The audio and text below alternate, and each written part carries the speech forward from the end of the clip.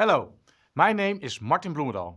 Welcome to this week's series on heat supply systems. I'm very excited to teach you about this important topic. In this video, I will explain to you why heat is important and why it is challenging to decarbonize. I will also explain to you what heat and heat transfer is.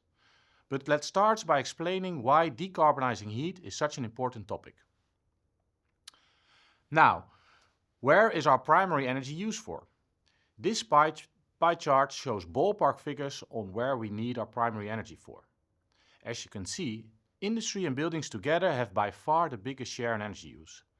Most of the energy use is needed for heating and cooling purposes. All in all, across the world, we need about 50% of our energy for heating and cooling. Please bear in mind that this number may be different for your country. So 50% of all the energy that we use is on the one hand dispersed across billions of buildings we have on the planet. These buildings have a wide variety of characteristics, types of use, ownership.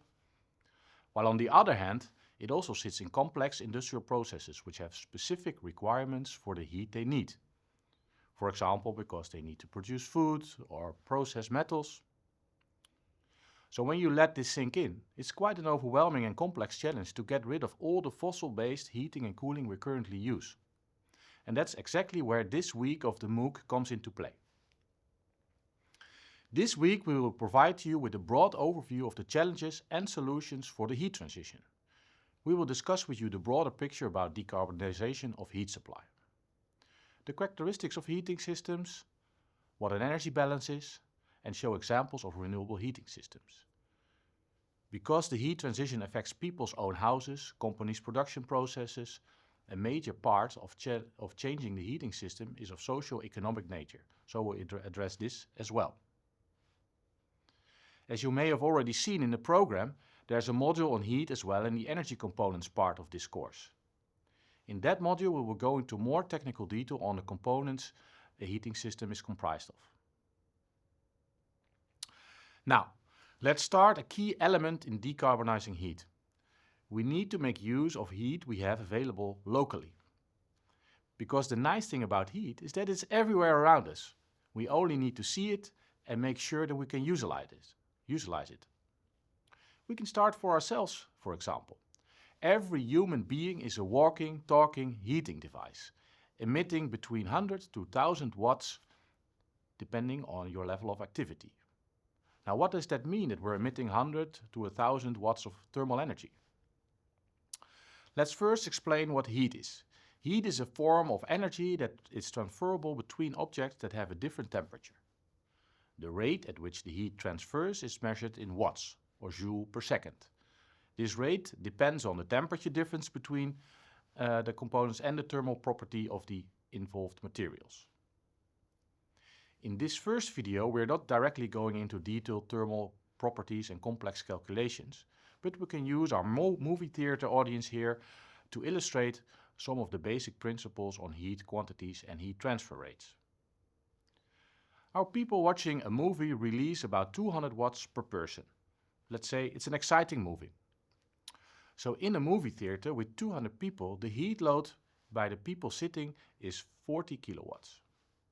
So when 200 people watch a 2-hour movie, the total amount of heat released during the movie is calculated by multiplying the total heat rate, or the thermal power, with the time they spend in the movie theater. We have now quantified that the amount of heat the climate installation of the movie theater needs to get rid of is almost 300 megajoules of heat at the rate of 40 kilojoules per second. But that is without considering the internal heat load of the movie equipment, the heat exchange with the outdoor conditions. This is just the basic calculations to explain the difference between thermal energy and heat transfer rate. In analyzing and designing renewable heating and cooling system, it is crucial to distinguish between the required heating power and the amount of heat needed over a given period. In this example calculation, the cooling power of 40 kilowatts on the one side and the almost 300 megajoules of heat per movie on the other. The transfer of heat is key in all our endeavors to supply heating or cooling to buildings and processes. As heat enters or leaves our building or industrial processes undesirably, we need to add or take out heat to control the required temperature level.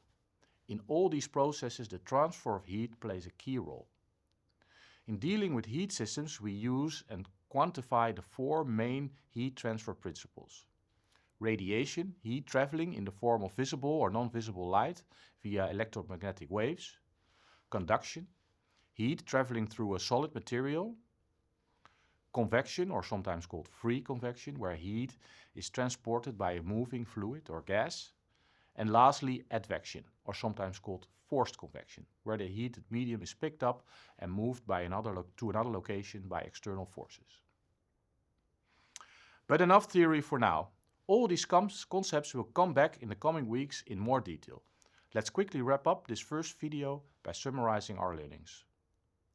About 50% of the total energy use is needed for heating and cooling, and mainly sits in buildings and industry, which are many and diverse and therefore challenging to decarbonize. Heat is thermal energy, which is transferable by the heat exchange from high to low temperatures. Furthermore, in designing and evaluating heating systems, it is crucial to distinguish between the rate at which heat transfers and the total amount of heat needed in a given period.